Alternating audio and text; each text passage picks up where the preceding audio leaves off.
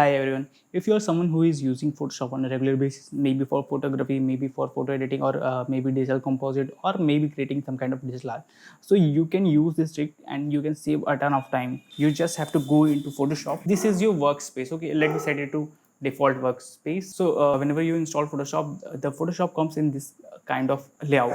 So what you can do is you can customize this whole thing according to you as per your requirement. So what you will have to do is you just have to click the tool you want to place wherever you want, and when this kind of blue highlights is available, you have to just drop it. You just have to drag and drop these things. So what I usually like to do is I remove the panels.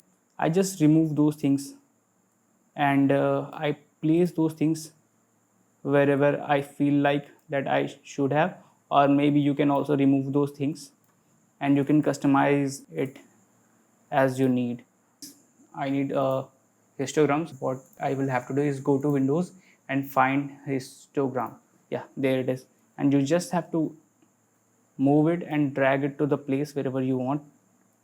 And however want, whatever you want. You are just not limited to this layout only. Move these things to maybe right side or maybe the left side of the panel. By doing these things, these little things, you can make your Photoshop editing skills more faster. So go and try it out.